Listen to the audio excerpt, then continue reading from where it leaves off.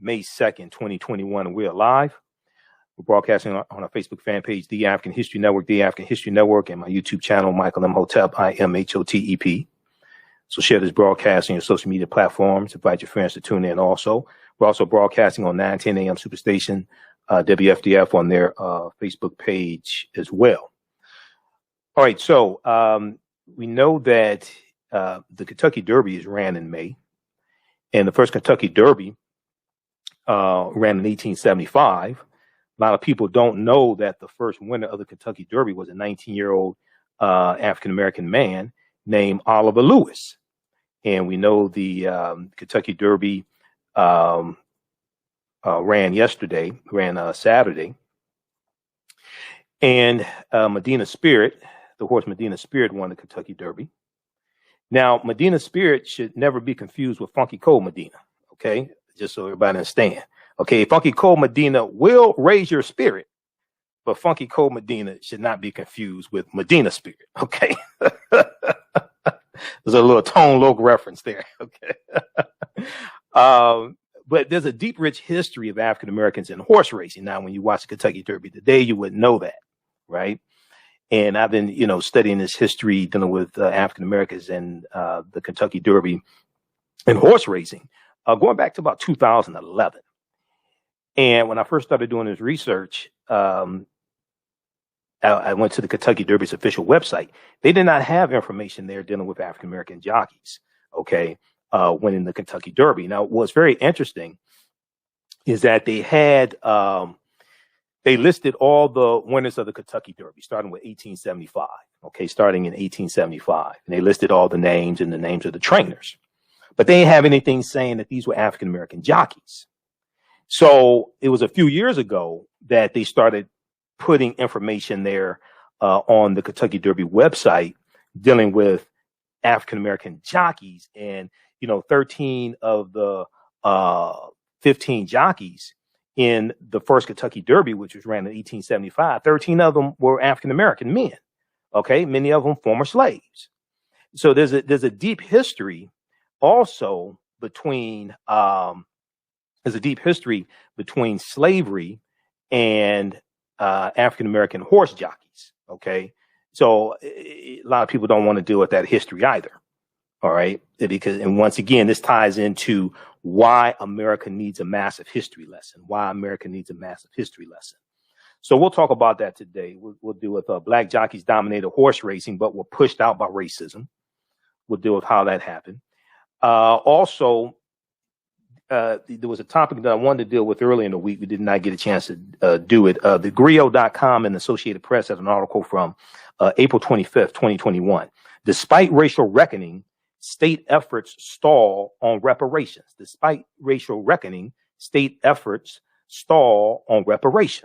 Okay, now we've seen different states, California, Maryland, New Jersey, New York, and Oregon, that have Democrats, where Democrats control state legislatures.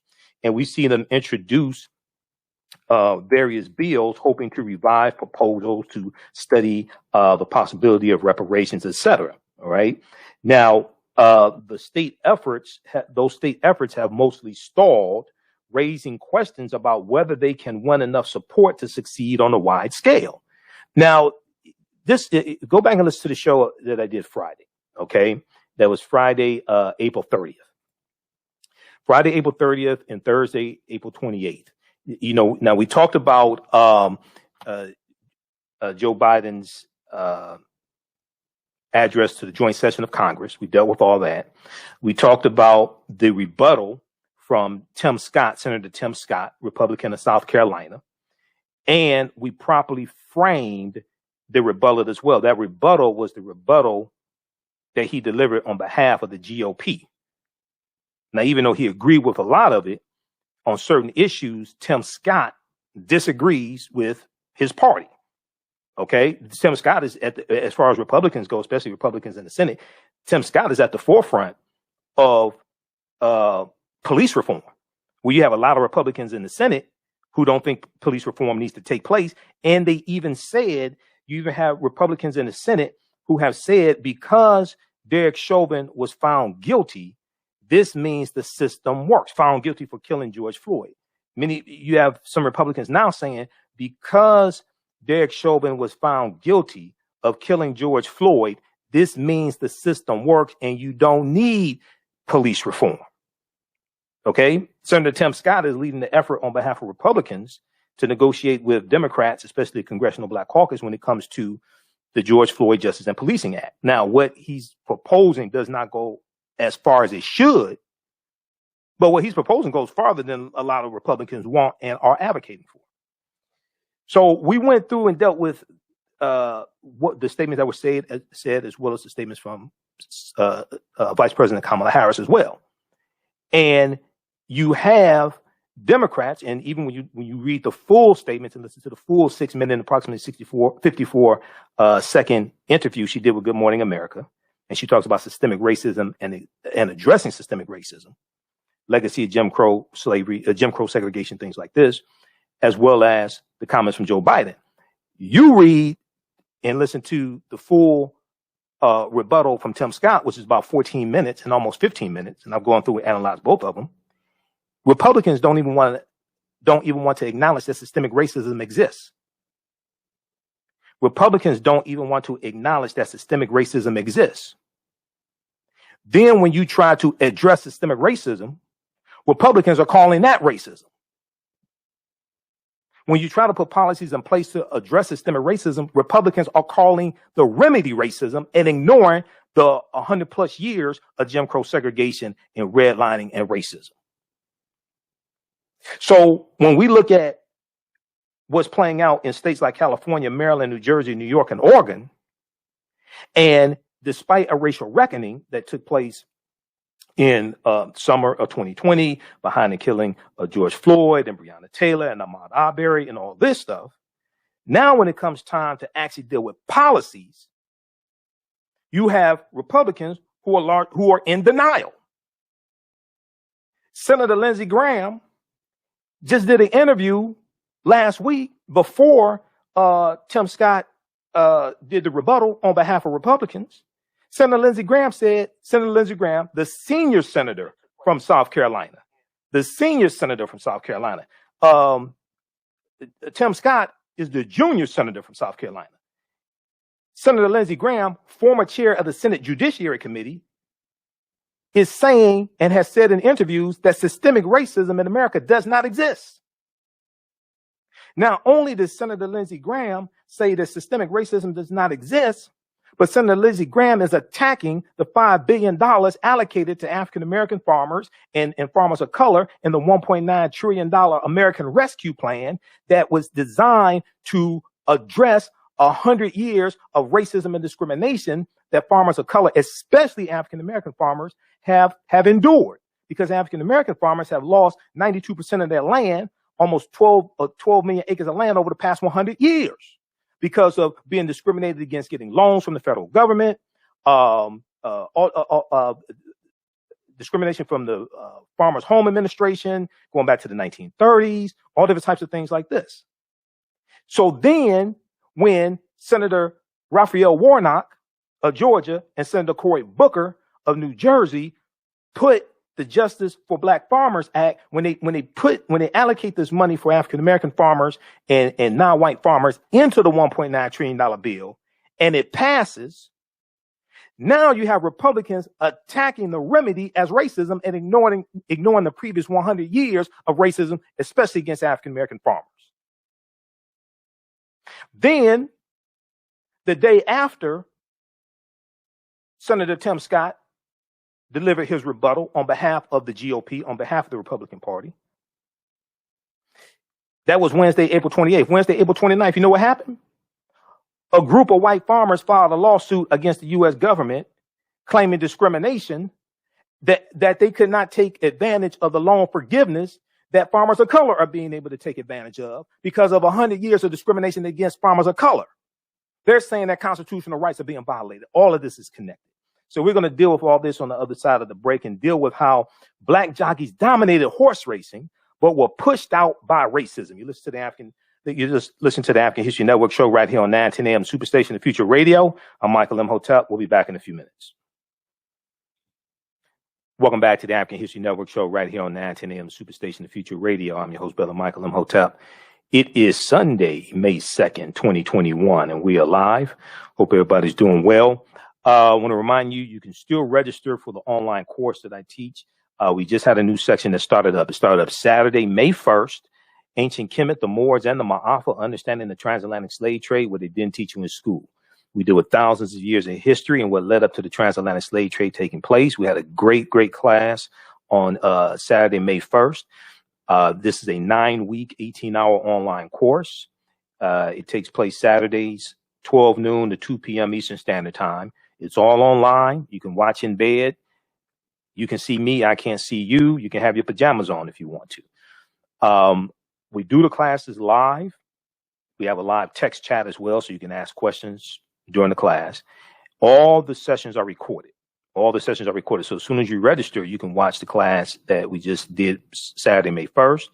And then the previous offering of the course, we have that archive as well. You'll be able to watch that also. You can watch from around the world. I do a PowerPoint presentation. We have book references, articles, video clips. And we deal with thousands of years of history. We deal with ancient Africa. We deal with the 800-year occupation of Europe by the Africans known as the Moors. And we deal with what led up to the transatlantic slave trade taking place. So we just posted the link here. It's also at our website, AfricanHistoryNetwork.com, AfricanHistoryNetwork.com. Class is regularly $130 on sale, $80. As soon as you register, you can start watching content. And you'll still have access to all of the content once the course ends as well. Okay. All right. So right before the break, we're giving you a brief overview of the topics we're going to cover today. And we're going to jump in dealing with Black Jockeys Dominated Horse Racing. Well, we're pushed out by racism in just a minute here. I was recapping some of the topics that we dealt with Thursday and Friday on our show. And I was dealing with the difference between statements that Senator Tim Scott made on behalf of the GOP, on behalf of the Republican Party, and statements that Vice President Kamala Harris, as well as President Joe Biden made, and relating this to policy. The $5 billion that's allocated in the $1.9 trillion American Rescue Plan for African American farmers and farmers of color. This is being attacked by Republicans. Senator Lindsey Graham, the senior senator from South Carolina, who has 6,000 black farmers in South Carolina, is not doing anything for them. That's not me saying that. That's John Wesley Boyd Jr., president of the Black Farmers Association. Senator Lindsey Graham is calling that allocation of $5 billion racist and saying white farmers cannot take advantage of it. Now, the most important thing about what Tim Scott said in his 14-minute plus rebuttal, almost 15 minutes, I've gone through and analyzed the entire thing, as well as the statements from the entire interview, 6 minutes and about 54 seconds interview that Vice President Kamala Harris did with George Stephanopoulos on Good Morning America. Watch the entire interview, not just the excerpts that are in articles. Watch the entire interview. Also saw the entire interview that Joe Biden did with Craig Melvin on MSNBC or NBC News. Tim Scott, after he said America is not a racist country, said that using race, he said, and I have the exact quote here, he said it's bad to use discriminatory laws to try to address discrimination. Okay, something to that effect is bad. It's using discriminatory laws to address discrimination is bad. What he's doing is he is attacking the Republicans are attacking the $5 billion that's allocated for black farmers and farmers of color. That the most important thing that he said was not America's not a racist country, is what he said after that. Because when you try to use laws and policies to address the racism, Republicans are calling that racist. And this is why they don't want to acknowledge systemic racism exists. Because if you acknowledge systemic racism exists, then the next question you have to ask is, what are you going to do about it? Senator Lindsey Graham, the senior senator from South Carolina, says systemic racism does not exist. Governor Ron DeSantis, we talked about this on Roland Martin Unfiltered on Friday. Governor Ron DeSantis, there was a town hall meeting on Fox News last week, either Wednesday or Thursday. Governor Ron DeSantis was there. They're talking about racism. Is America racist? Governor Ron DeSantis of Florida says systemic racism does not exist. How are you going to deal with systemic racism if you don't even want to acknowledge that it exists? But Governor Ron DeSantis just signed a bill into law that absolves people of any responsibility if they drive into a car and drive into a crowd of Black Lives Matter protesters and hit somebody and kills them. He just signed that bill into law. We'll talk about this on Monday's show. Let's deal with the black jockeys. And this ties into racism, but people don't want to acknowledge racism exists. Racism has nothing to do with not liking people, calling people racial epithets, calling people the N-word. That's bigotry. Racism is a system of advantage and privilege distributed based upon race. Racism is a system of advantage and privilege distributed based upon race. Racism occurs when one race of people control the majority of the wealth, power, resources, benefits, privileges, land, access to education, access to opportunity, media, healthcare, and they use that, etc. And they use that to marginalize, subordinate, and do harm to another race of people. Racism comes out of the ideology of European white supremacy for the purpose of preserving genetic white survival. No wonder they don't want to admit it exists. So when we look at the history of African-American jockeys, this takes us back into slavery, and that's something that a lot of Republicans don't want to talk about. Black jockeys won 15 of the first 28 of America's most important horse races at Churchill Downs. In fact, every rider on the track at the inaugural Kentucky Derby in 1875 was African American, except for one. Okay, some sources say 13 out of 15, some sources say 14 out of 15. Okay, the race was won by Oliver Lewis. Now, some accounts say Oliver Lewis was a former slave. He was 19 years old. His trainer's name was Ansel Williamson. Ansel Williamson was a former slave. Now, there was a time when riding a racehorse was almost exclusively a black occupation. And I've done an entire presentation, entire lecture dealing with this. So I'm going to show you some of the slides from my presentation as well, if you don't mind. So there was a time when riding a racehorse was almost exclusively a black occupation. That's something else we got pushed out of. It began with plantation owners using lightweight African-American slave boys to race their horses against rival owners. Some slaves were tied to horses to keep them from falling off, resulting in injury and sometimes death. Now, there are numerous sources you can check out dealing with this, and we're going to go to clip one in just a second, Jalen. There are numerous sources that you can check out dealing with this history. I've looked at a number of them. I've also been on the Kentucky Derby's website and done research there on the Kentucky Derby's website. One article is from SmithsonianMag.com, official website of the Smithsonian Institute. They have a really good article, The Kentucky Derby's Forgotten Jockeys, The Kentucky Derby's Forgotten Jockeys. And if you see Lindsey Graham, or if you see Ted Cruz, or if you see Ron DeSantis, I always find it interesting. See, we have to get the language right, and we have to deal with definitions. So first question I would ask them when they say racism doesn't exist or systemic racism doesn't exist, I would ask them, please define for me racism or systemic racism. So if we look at this article here, the Kentucky Derby's Forgotten Jockeys, African-American jockeys. African-American jockeys once dominated the track, but by 1921, they had disappeared from the Kentucky Derby. How did that happen? How did the horses just all of a sudden get afraid of black men that they didn't want to race for them? No, that's not what happened. It was systemic racism that pushed black jockeys out of horse racing. This is Jimmy Wink Winkfield, who won the Kentucky Derby twice in 1901 and 1902. He was the last African-American winner of the Kentucky Derby. Jimmy Wink Winkfield. Let's go back to I want to go back to my slides here. But that's an article you can check out. Also, if you want to order the lecture I've done dealing with this, we have it at our website, AfricanHistoryNetwork.com.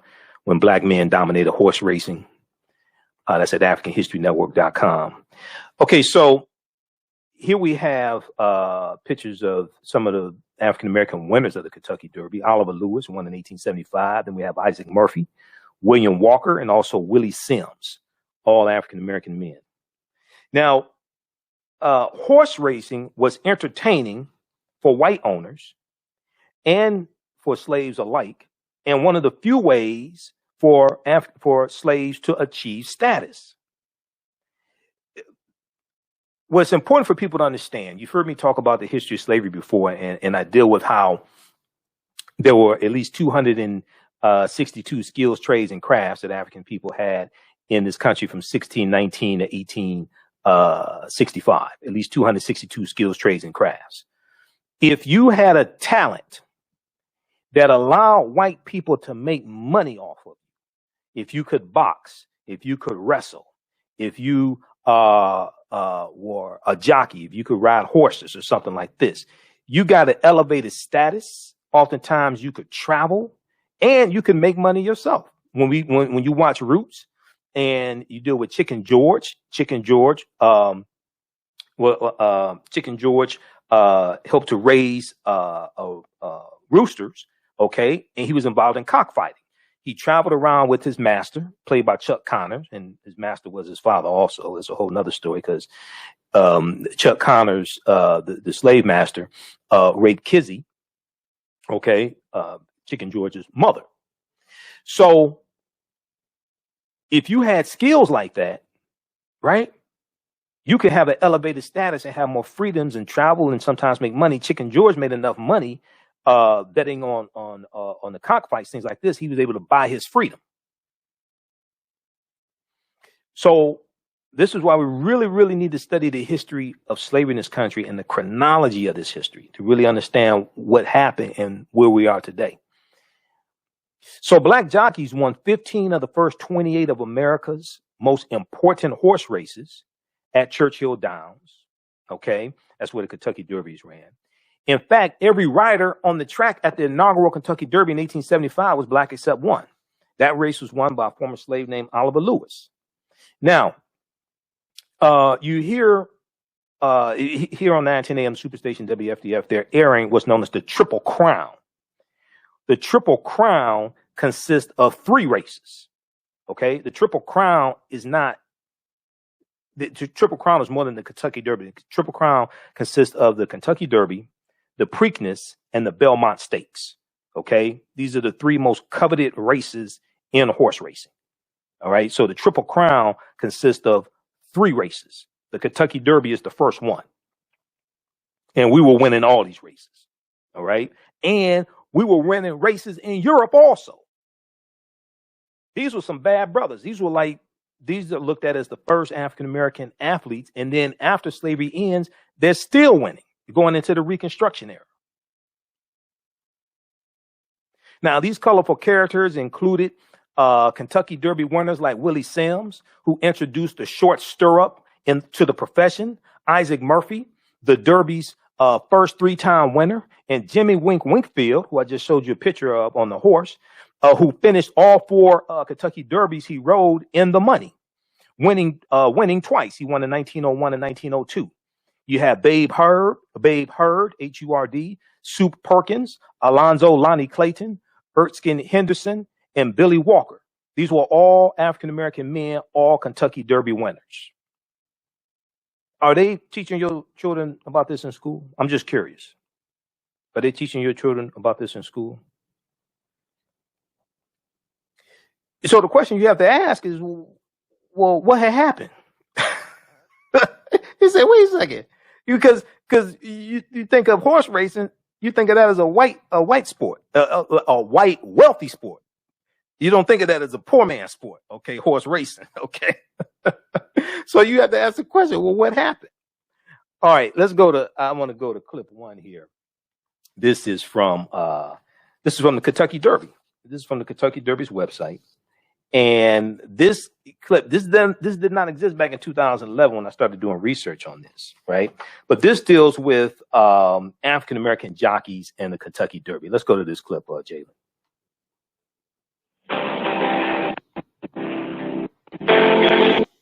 The Kentucky Derby and Churchill Downs have become American institutions since their debuts in 1975, and countless individuals have contributed to their ongoing growth. Prominent among them are the African American jockeys and trainers who helped build the early foundation of success that now spans nearly a century and a half. 13 of the 15 horses that competed in that first Derby in 1875 were ridden by African Americans. When Oliver Lewis guided Aristides to victory for African American training legend and eventual Hall of Famer Ansel Williamson in that first Derby, the victory was one of 15 by African American riders in the first 28 runnings of the race. 3 of those history-making jockeys are enshrined in Racing's Hall of Fame: 3-time Derby winner and national racing hero Isaac Murphy, and 2-time Derby winners Jimmy Winkfield and Willie Sims. Also prominent is William Walker Sr., who was born into slavery and, at the age of 17, piloted Baden-Baden to win the 1877 Derby. During a 60-year career, Walker also trained horses and was a bloodline consultant to John E. Madden, who bred 5 Kentucky Derby winners. Those men, along with fellow Derby winners Lonnie Clayton, Erskine Henderson, Babe Hurd, George Garrett Lewis, Isaac Lewis, and Sue Perkins, were among the brightest stars in American racing before government-sanctioned Jim Crow laws and the poison of racism pushed them from their hard-earned prominence. Their legacy is now restored, and the accomplishments of the early African-American heroes of the Kentucky Derby are honored at Churchill Downs during Derby Week with the annual running of the William Walker Stakes. All right. So that gives a little background history here on the legacy of African-American jockeys. All right. And it's a little known history. Moor has been talked about in the past few years. I know there was a big article from theroot.com around 2011. You have the article from SmithsonianMag.com that we talked about a few minutes ago. But it's a history that is still hidden. Okay. So when I hear people say, when I hear especially Republicans, say that systemic racism doesn't exist, so we dealt with that before. You dealt with it, but you didn't fix it. It's still here. Then when you try to put policies in place to address systemic racism, then they want to say that's racist. Okay, this is the game that's being ran. All right, so I want to go back to the presentation here. And the calling number is 313-778-7600, 313-778-7600 if you have a quick question or comment also. Okay, so if you were a slave who had skills that white people can make money off of, then you could also make some money also. You could have more freedoms and you can make some money as well. So when the first Kentucky Derby was ran May 17th, 1875, 13 out of the 15 jockeys were African American. Among the first 28 Derby winners, 15 were African American. African American jockeys excelled in the sport of horse racing in the late 1800s, but by 1921 they had disappeared from the Kentucky racetrack and would not return until Marlin St. Julian rode in the 2000 race. Are we to believe that horses started hating black people, so they didn't want they didn't want a black jockey to ride them? And then in 2000, all of a sudden, horses started liking black people again. Is that why we got pushed out of horse racing? I don't think that's what happened. See, one of the things that happened was that as long as white men could make money off of us when we were slaves, it was all right. When we can make money for ourselves, and we're winning the horse races after slavery, and we can make money for ourselves, all of a sudden, now it's a problem. All of a sudden, now it's a problem. So African-American jockeys' dominance in the world of horse racing is a history nearly forgotten today. Their participation dates back to colonial times when the British brought their love of horse racing to the New World. New World, new to them, wasn't new to us. Because if you read The First Americans Were Africans, documented evidence by Dr. David Imhotep, and if you take my online class, Ancient Kemet, the Moors, and the Maafa, Understanding the Transatlantic Slave Trade, what they didn't teach you in school, if you've seen any of the approximately 16 interviews I've done with Dr. David Imhotep, you know that African people were here in this land that we call the United States of America going back at least 51,700 years ago. We were here before Native Americans even came into existence. There's no disrespect to Native American brothers and sisters, because I have Cherokee and Black Crow in my family on my mother's side. I'm just dealing with the history. So it was new to them. It wasn't new to us. Yes, the transatlantic slave trade did happen, but that happens thousands of years later. But it was new to them. It wasn't new to us. So founding fathers, or as Dr. Francis Cress Welsing called some of them, the fondling fathers, George Washington and Thomas Jefferson frequented the racetrack. And when President Andrew Jackson, the white supremacist Andrew Jackson, who was Donald Trump's favorite president, surprise, surprise, when President Andrew Jackson moved into the White House in 1829, he brought along his best thoroughbreds and his black jockeys. He was a white supremacist. Andrew Jackson signed the Indian Removal Act of 1830. Okay. He signed the Indian Removal Act of 1830. Also, Lewis Cass, that Cass Tech is named after, former slave owner Lewis Cass. Now, some people say he only owned one slave. Okay. Lewis Cass was involved in the Indian removal, in the removal of the Choctaw, Chickasaw Creek, Cherokee, and Seminole Indians off their land in southeastern United States. So when some people say Cass Tech needs to be renamed, and I'm one of them, I'm a graduate of Cass Tech. People who respect themselves don't name their institutions of learning or higher learning after their oppressors. They don't name institutions of higher learning after people who work to oppress their people and keep their people enslaved. They name their institutions after their freedom fighters and people who work to freedom. That's just a side note there. You can do some research on that. So when President Andrew Jackson moved into the White House, he thought African people were mentally inferior. He signed the Indian Removal Act of 1830, pushed the Choctaw, Chickasaw Creek, and Cherokee and Seminole Indians off their land in southeastern United States, forced them to go over 1,000 miles out west into Oklahoma, what's known as the Trail of Tears. And about a third of the people that were with those 5 Native American nations, about a third of them were African people.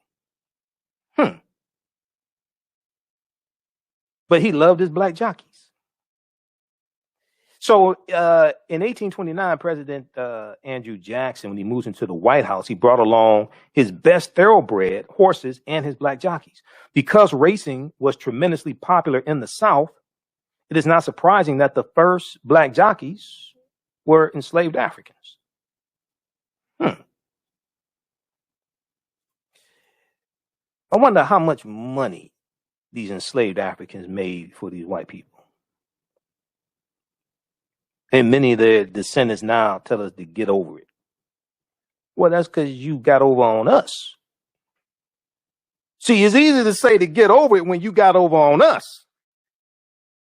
It's easy to say move on when you got something to move with. All right. So this is Oliver Lewis. Oliver Lewis won the Kentucky Derby in 1875, May 17th, 1875. The odds were good in the first Kentucky Derby that an African-American jockey would win the prestigious contest, and Oliver Lewis did so. Oliver Lewis was the very first Kentucky Derby winner. His horse named Aristides was the trainer of his horse. Aristides was a former slave named Ansel Williamson. In addition to this famous first, Oliver Lewis became an analyzer of racing data. He became an analyzer of racing data. His work became very influential in the forming of modern race charts. So not only when you study the history of this, not only were these brothers winning the horse races, but they're going to change horse racing. They're going to change the style, because we bring style and flair and swagger to whatever we do. They're going to change horse racing.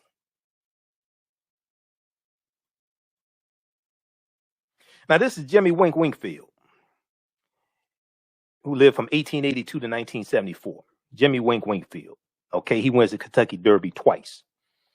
In 1901, at age 19, in 1901, at age 19, Jimmy Wink Winkfield captured his first Kentucky Derby title astride a horse named Eminence.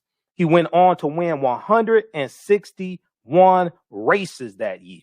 161 races in 1901, including key victories in the Latania Derby on Hernando, and Tennessee Derby, where the horse Hernando, and the Tennessee Derby, where he rode Royal Victor.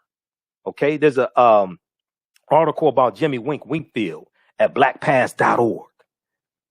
These brothers were not only winning horse races, but they changed horse racing. They revolutionized horse racing. Here's Jimmy Wink Winkfield in 1902 winning the Kentucky Derby. While these were spectacular accomplishments, he returned to the Kentucky Derby in 1902. So he won in 1901 and 1902. And won the most important race of his career in 1902. 1902 was the last time an African-American jockey won the Kentucky Derby. So much for systemic racism doesn't exist. Now, this is William Walker. William Walker won the Kentucky Derby when he was 17. Now, William Walker won the Kentucky Derby in 1877 aboard the horse named Baden Baden. Walker's most famous race at Churchill Downs came in 1878 when he piloted Teen Browick to win over the horse Molly McCarthy in a famous match race. William Walker was considered an expert in thoroughbred breeding and bloodlines. Eventually, he became an advisor to John E. Maiden, breeder of 5 Kentucky Derby winners. Okay, this is information right from derbymuseum.org. So when you study our history, see, we had, when you look at the 262 skills, trades, and crafts that African people had in this country from 1619 to 1865, even though we're here for tens of thousands of years before that, but just look at that period of time. We had experience working with animals and raising animals and things like this. So many of the best trainers were African Americans also. Somebody needs to do a study on how much money did African American jockeys make white people. How much money did African American jockeys make white people? Not just their trainers, but the white people who were betting on them. All right, I want to bring up this other picture here. Let's see here. Okay. Calling numbers 313-778-7600 if you have a quick question or comment. Also 313-778-7600 if you have a quick question or comment. All right, I want to go back and look at some more of this information here. And I'm looking, I have notes on this, but also my presentation. So I'm going to go back between the two of them. So please forgive me in advance on that. So after the Civil War, which had devastated racing in the South, many of the tracks destroyed and a lot of the South destroyed, things like this. Okay. Emancipated African-American jockeys followed the money to racetracks up north, New York, New Jersey, Pennsylvania. Now, these colorful characters included Kentucky Derby winners like Willie Sims, who introduced the short stirrup to the profession, Isaac Murphy, Babe Hurd, Soup Perkins, Jimmy Wink Winkfield. And these were usually very young men, sometimes many of them still in their teens. Isaac Murphy turned pro at age 14. Isaac Murphy turned pro at age 14. Alonzo Lonnie Clayton won the Kentucky Derby at age 15. Jimmy Wink Wingfield won his first Kentucky Derby at age 19. 2 years later, William Walker, who I just showed you a picture of, and we have a picture of William Walker up right now. William Walker won the Kentucky Derby at age 17. This is Willie Sims over to the right. He's on his horse. Looks like he's on his horse, has his hand up in the air. That's Willie Sims. There's Isaac Murphy. Okay. All the way to the left is Oliver Lewis, who won the first Kentucky Derby. Then we have Isaac Murphy. These were some bad brothers. Now, Isaac Murphy became the first jockey to win three Kentucky Derbies in 1884, 1890, and 1891. This is a few years after, 15, 20 odd years after slavery ends, in 1865. Okay. He wins three Kentucky Derbies, Isaac Murphy, 1884, 1890, and 1891. And he won an amazing 44% of all of the races that he rode in. He rode an amazing 44% of all of the races that he rode in, a record still unmatched today. I want to go to clip 2. We're going to go to clip 2 for a few minutes before the break, Jalen. Also, if you like this type of information here, you can support the African History Network, $ the AHN Show through Cash App, $ the AHN Show through Cash App, and through PayPal, paypal.me/the AHN Show, paypal.me/the AHN Show, or at our website, AfricanHistoryNetwork.com. You're not going to get a lot of this type of information many other places. When you do it through Cash App, be sure to type in $ the AHN Show, and it'll say Michael and show my picture there. Let's go to clip 2, Jalen. This gives some more background history on African American jockeys and horse racing.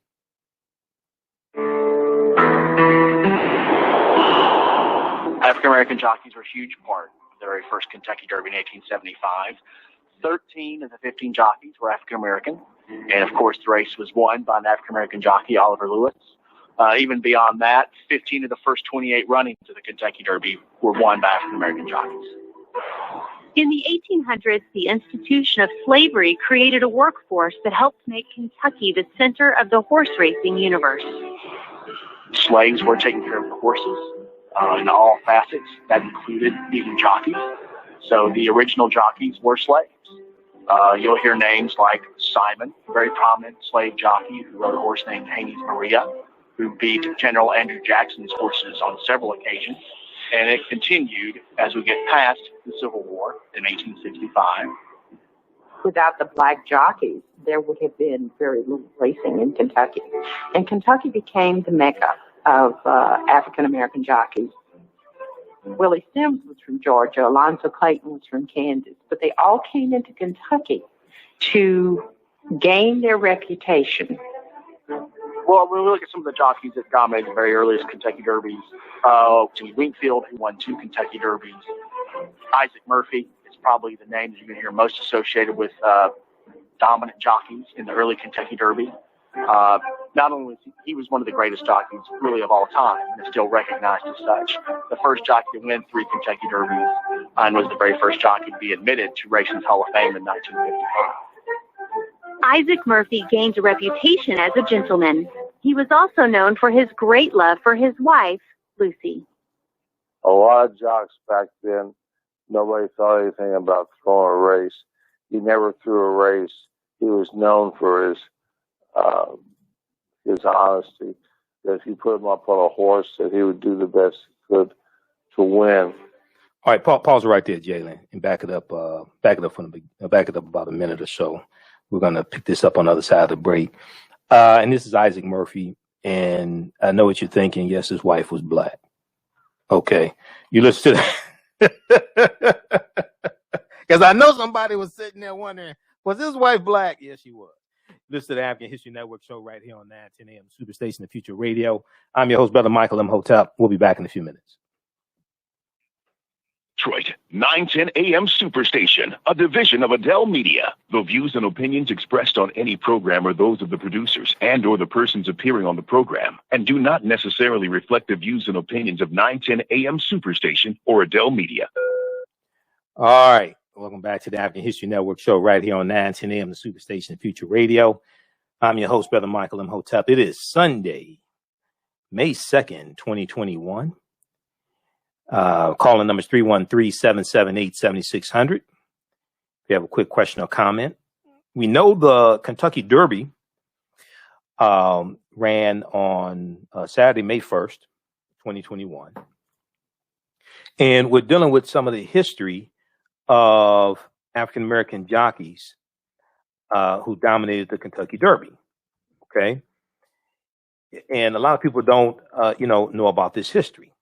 So the race on May 1st was won by John Velasquez, whose horse name was Medina Spirit.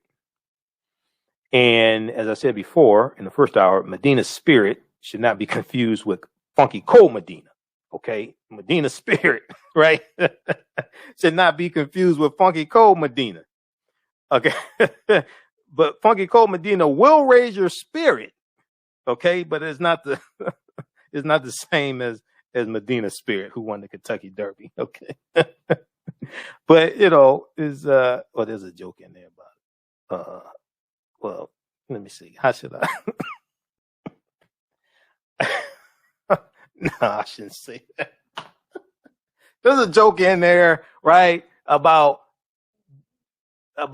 being drunk on Funky Cold Medina and a horse, a woman that looks like a horse looking like a winner, but we're not going to go there. All right. 313-778-7600 is the calling number. If you have a quick question or comment, we'll go to the phone lines in just a minute here. So right before the break, I was sharing a clip here, and this is dealing with some of the history of African Americans in horse racing. This is African American jockeys from Kentucky Life, KET. African American jockeys from Kentucky Life, KET. And here we see Isaac Murphy. So Isaac Murphy won the Kentucky Derby 3 times. Okay, Isaac Murphy is one of the greatest jockeys in the history of thoroughbred racing. Now, you don't hear a lot about Isaac Murphy. And I truly really need to hear this history. See, this is America has to have a massive history lesson. See, when I hear Republicans, white and some African Americans, Republicans, who say systemic racism doesn't exist, like Senator Lindsey Graham says systemic racism doesn't exist. He said that recently in interviews. They don't want to deal with history like this and how these brothers were pushed out of racing. They don't want to deal with the history of slavery and racism and Jim Crow segregation. Some of them think that talking about the history of racism is racism. Some of them think talking about the history of racism is racism. No, it's not. We're dealing with what happened. Now, when Jews talk about the Holocaust, they don't say talking about the Holocaust is promoting the Holocaust. They understand what happened to Jews and Afro-Germans because Afro-Germans were being killed by Hitler and the Nazis. Afro-Germans, sterilization was taking place of Afro-Germans. We talked about that here on this show. But nobody says that if you talk about the history of the Holocaust, then that's somehow promoting the Holocaust and promoting what happened to the Jews. No. You teach the history to keep a catastrophe like that from happening again. But when the Holocaust did not take place here in the U.S., it's easier to talk about it. Because you can say that happened over there. That happened in Poland. That happened in Germany. That happened in France. That happened, you could say it happened there. The Auschwitz, okay? The concentration camps. They were in Europe. They weren't here. But when the Holocaust takes place here, then the descendants of those who engineered the Holocaust, many of them don't want to talk about it. When the Holocaust takes place here, many of the descendants of those who engineered the Holocaust and benefited from it financially. Many of them don't want to talk about it. They want to say we already dealt with that. Systemic racism doesn't exist.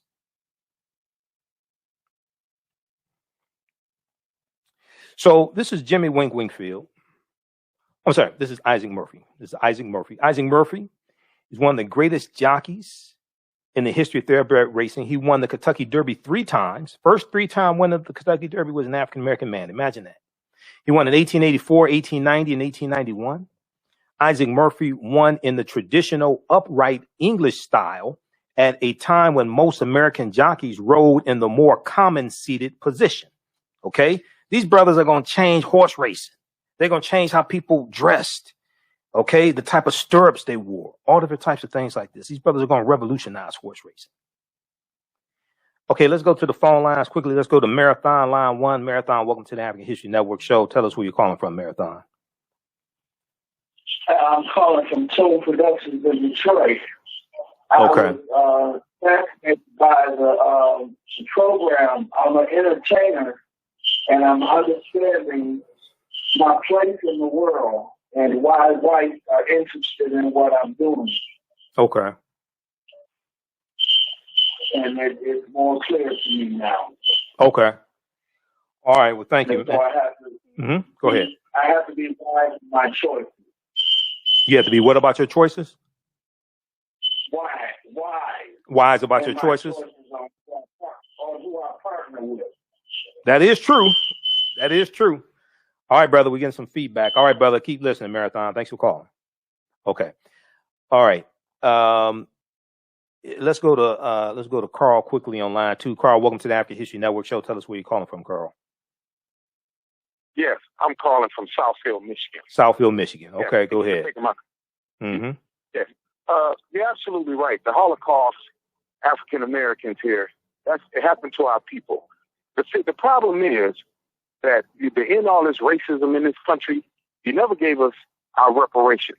And the black folks, African Americans, yes, we can get our reparations. In several ways we can get it. It's all the laws that's been put on the books, all the segregation laws. White folks, white American citizens have made laws, segregation laws, slave laws, etc., to hurt other citizens of the United States. How is that so? How can you be a citizen here in America that we're protected under the Constitution, Bill of Rights, all the amendments, and a whole group of other people? And here's the thing about it. White folks in this country, a lot of them didn't come into this country until after World War II, and then it came in when they came through Ellis Island in the 1800s. So black folks, they get rid of white supremacy. See, that's why when you hear that, where I have worked and went to school with white folks and racist white folks, say same thing. But here's the thing: to get rid of white supremacy in this country, you have to pay us reparations. I got the bill on it. I know everything needs to be dealt with that. For policing, you have to pass that George Floyd crime bill. Now, I'm interested to see how the George Floyd Justice and Policing Act. The George Floyd Justice and Policing Act is in the Senate right now. Yes. Okay. All right. Yes. Okay. So, because I just want to say one more thing. See, when police fill out not all police, but you have tens of thousands. You've got over 1 million law enforcement in this country, 18,000 agencies in this country. You got at least around about 30% police in this country is corrupt. That's being real, because I'm an American citizen. I know my country. I know how racist this country is. Jim Scott sit up there and said America, and Kamala Harris says it's not a racist country. Yes, it is. Yes, it is. If you saw my show Friday, we went through and dealt with their comments, and we dealt with the totality of their comments. What Vice President Kamala Harris is saying is much different than Tim Scott. Tim Scott, in his 14-minute plus speech, did not acknowledge that systemic racism existed. And then when you put policies in place to address systemic racism, Tim Scott said that it's backwards to use discriminatory policies to fight against discrimination. We'll talk about this some more Monday. What they said are two entirely different things. But thanks for your call. Keep listening, Carl. Okay. People, go to Good Morning America, go to gma.com and watch the entire 6-minute and 54-second interview that George Stephanopoulos did with Vice President Kamala Harris. Watch the entire interview. Watch it at the beginning when she talks about one of the biggest threats to America is white domestic terrorism. Tim Scott didn't say that in his rebuttal speech on behalf of the GOP to the speech that Joe Biden did. That wasn't Tim Scott's rebuttal. People have to understand. He delivered the rebuttal on behalf of the GOP to the speech that Biden delivered to a joint session of Congress. Now, he agrees with some of that stuff, but you have to understand what he's saying is how most of these Republicans think. This is why most of them are saying systemic racism don't exist. Most of the Republicans are saying systemic racism does not exist. Therefore, when you put policies in place like the $5 billion that's going to farmers of color, especially African-American farmers, that's in the $1.9 trillion American Rescue Plan, Republicans are calling that racist. There was a lawsuit filed Thursday, April 29th, the day after Biden gave his address to the joint session of Congress, and Tim Scott delivered his rebuttal on behalf of the GOP. There was a lawsuit filed by white farmers claiming that the $5 billion going to African-American farmers and farmers of color is racism. And they said they're being discriminated against because they can't take advantage of the 120% loan forgiveness and take advantage of the money. They skipped the 100 years of racism that caused the remedy that had to be put in place. We talked about this on our show Friday. If you miss any of our shows, go to our website, African History, go to our Facebook fan page, The African History Network, The African History Network on Facebook. Go to my YouTube channel, Michael Imhotep, IMHOTEP. They're all there because we broadcast there. Okay? So we have to understand this. This is why you have to understand policy and politics. Politics is the legal distribution of scarce wealth, power, and resources, and the writing of laws, statutes, ordinances, amendments, and treaties, their adoption, interpretation, and enforcement. There was an article from the Columbus Dispatch. I'll try to find that article. We're going to go back to the clip here in just a second. So we have Isaac Murphy here. And then Isaac Murphy won an amazing 44% of all of his races, which is a record still unmatched. We have Alonzo Lonnie Clayton. Alonzo Lonnie Clayton was 15 years old when he won the Kentucky Derby in 1892. And when he became the youngest rider to win the Kentucky Derby in 1892 at age 15. He was born on March 27th, 1876 in Kansas City, Missouri, to Robert and Evelyn Clayton. On May 11th, 1892, Alonzo Lonnie Clayton won the Kentucky Derby, where he recorded a time of 2 minutes 41 seconds, riding the horse named Azra, A-Z-R-A. He also set a record as the youngest rider to win the prestigious race. Let's go back to this clip here, Jalen. This deals more with African-American jockeys and horse racing from Kentucky Life, KET. Let's go to this clip.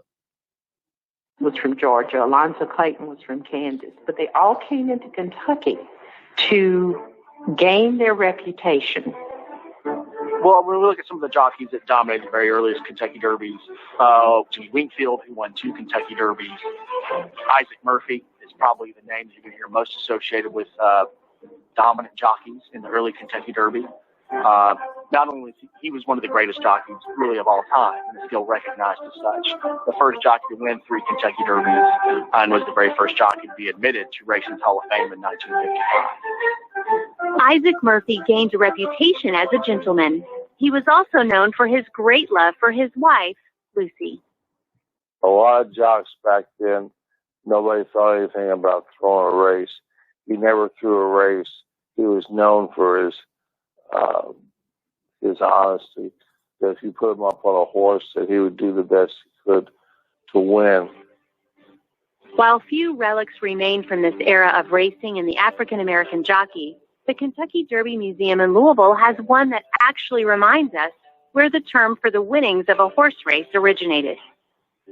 Well, the museum is very fortunate to have some artifacts directly related to great jockey Isaac Murphy.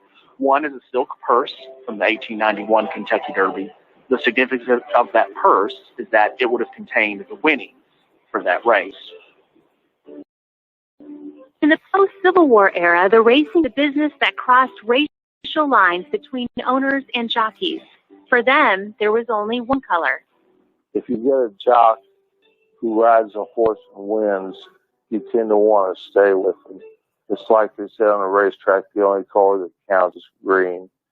I'm certain race was an issue when people came to betting. I'm not naive about it, but the thing about it is on a racetrack that you got to remember, if the best jock out there is a black jock and you want to bet on a white jock because you don't like black jockeys, you're literally going to be paying for your own prejudice because the black jockeys were enormously talented, just as gifted as their white counterparts.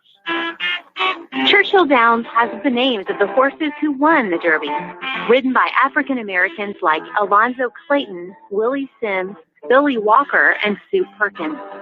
Everybody talks about his name, Soup. James Soup Perkins. James Perkins was his real name. But he was a very young jockey. He entered the racing industry at the age of 11, started really seriously making a name for himself at the age of 13. He lived in a house on Thomas Street, which was just behind the Kentucky Association racetrack over in the East End. And he talks about having jumped the fence to go into the racing paddock, into the stables. His brothers, William and Frank, were trainers, and his father, John Jacob Perkins, was also a trainer. Like many African Americans in the area who worked at the racetrack, Soup Perkins is buried in the African Cemetery No. 2 on 7th Street.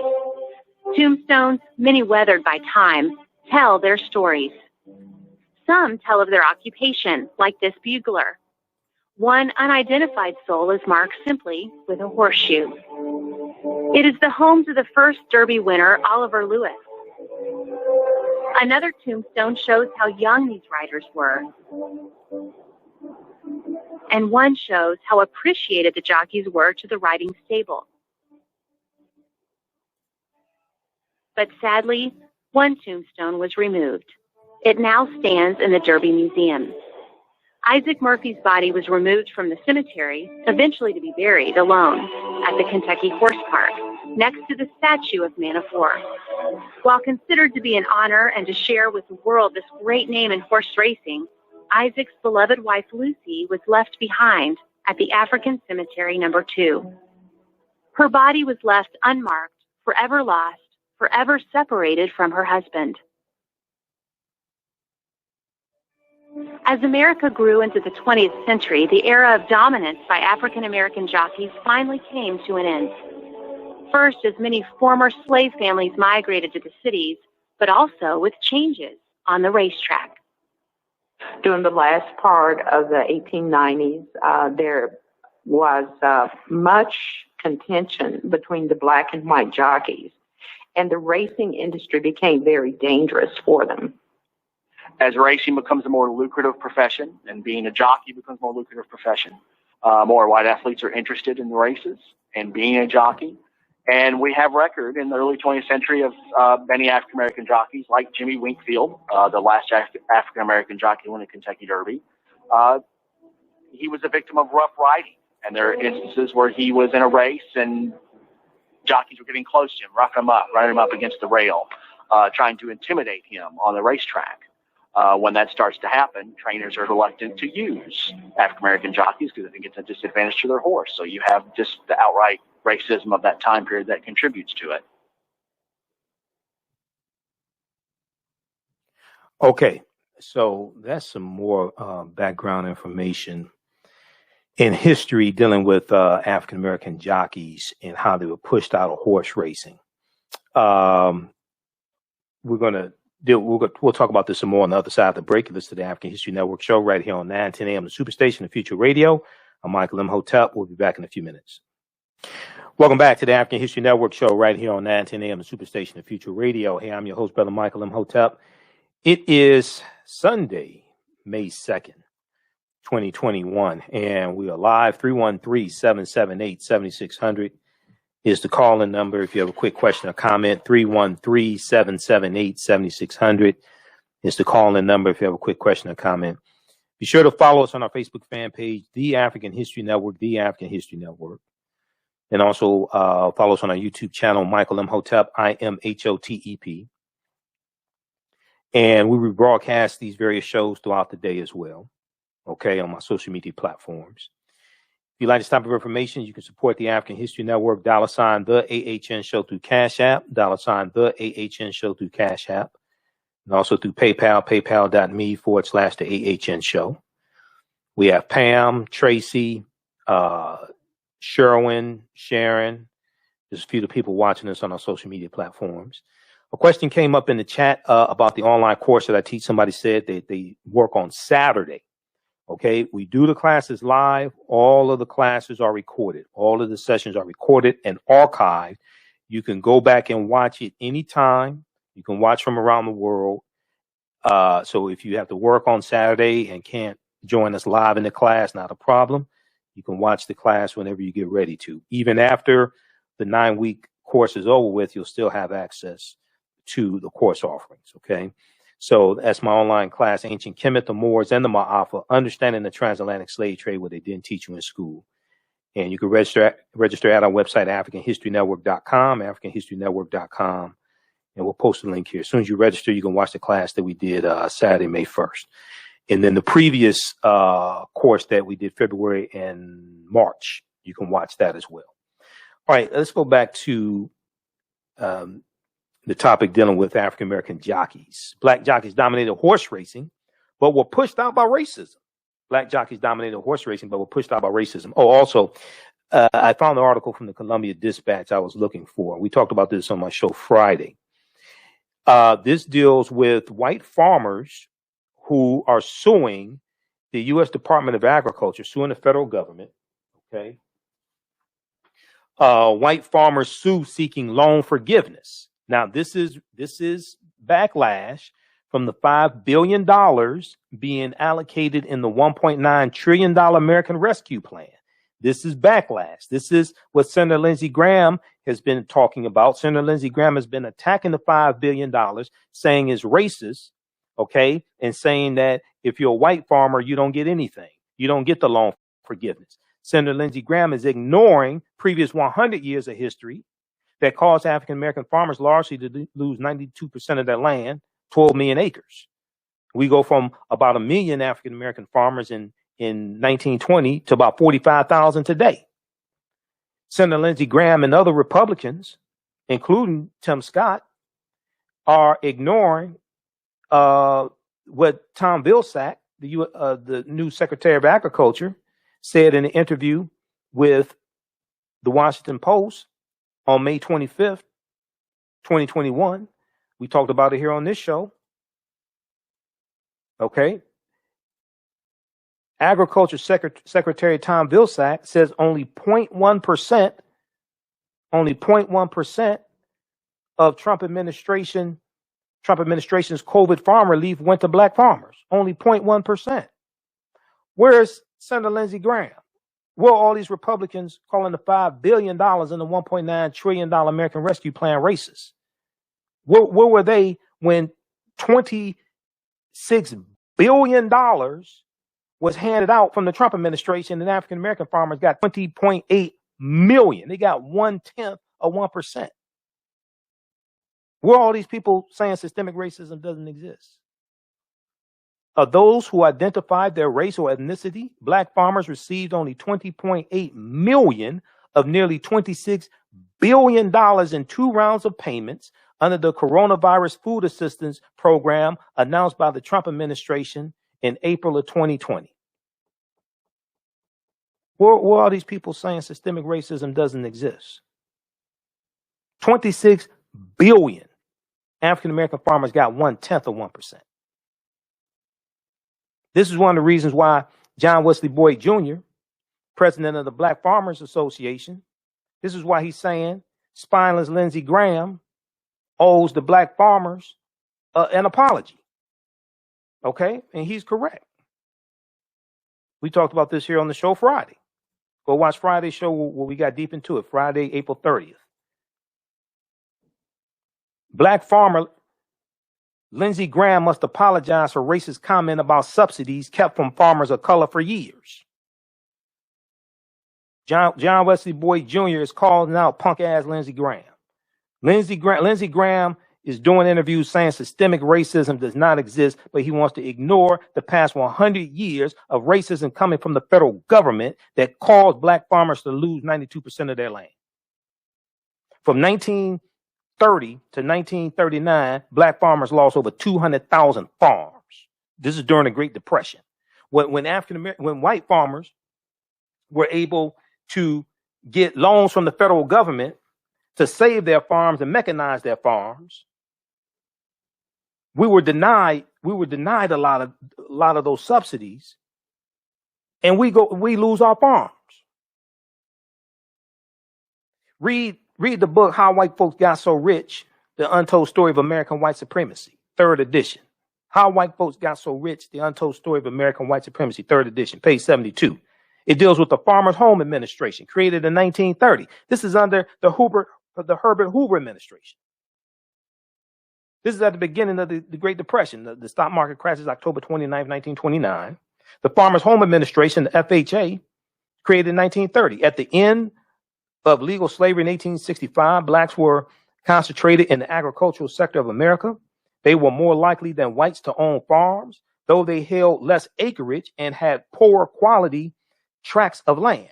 Despite this reality, the Farmers Home Administration was set up in 1930 to give loans and subsidies to white farmers to sustain and maintain their operations. To achieve this unstated racist purpose, the Farmers Home Administration allowed local white farmers to operate the program, and they, not the federal government, decided who would get the critical benefits. As a result, black-owned farms, unable to compete with the well-subsidized, black-owned farms, unable to compete with the well-subsidized and well-financed white farms, fell dramatically from about 900,000 in 1930 to 682,000 in 1939. It goes from 900,000 in 1930 to 682,000 in 1939. Many of the whites farmers used the government money to modernize their farms by buying tractors and evicting black sharecroppers during the Great Depression. The U.S. Congress amended the law to say that half of the money should go to those tenant farmers, but the white landholders simply stole the farmers' payments, claiming, if they were asked about it, that debts were owed.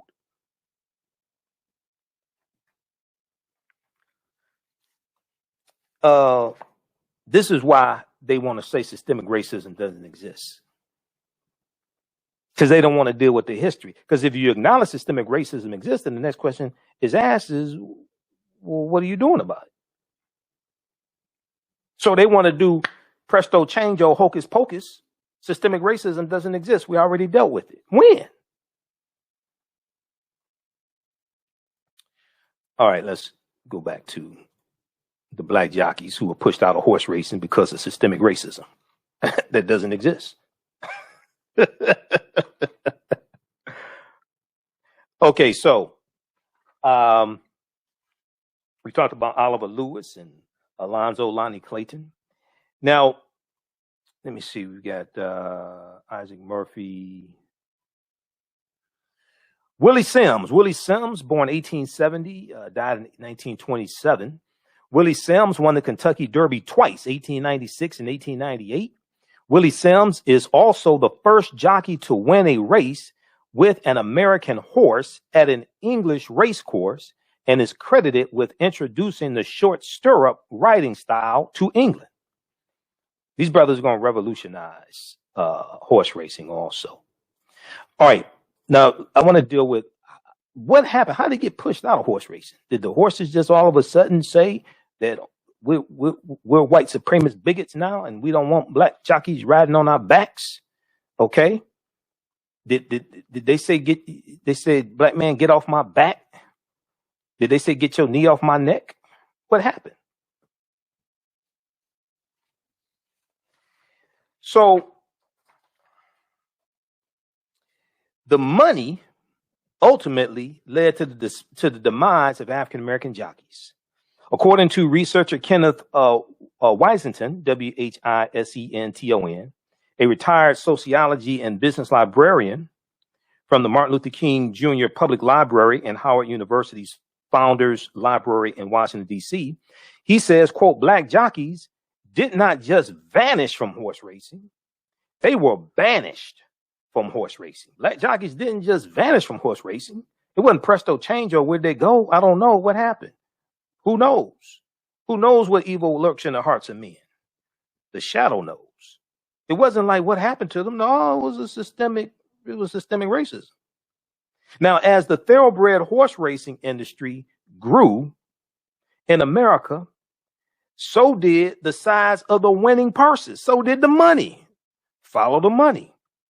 And the prosperity of black jockeys increased as the money increased. Well, I be damned, why people got jealous? Now, as long as we were making the money when we were slaves, it was all good. But when we can make money for ourselves, right? When we make money for ourselves, it's like, hold on. No, we get to keep more of the money too. Slavery's over with. No, we get to keep more of the money. Oh, now all of a sudden it's a problem. Less talented and envious white riders conspired to get in on the take. They conspired to get in on the take. This was a concerted effort. Now, New York Times had an article from 1900, the year 1900. Name of this article was Negro Jockeys Shut Out. Combination of white riders to bar them from the turf. This is from the New York Times in the year 1900. It told the whole story. Negro jockeys shut out. Combination of white riders to bar them from the turf.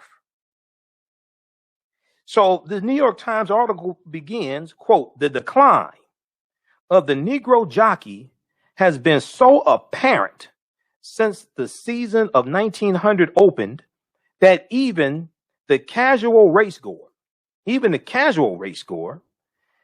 has had an opportunity to comment upon it.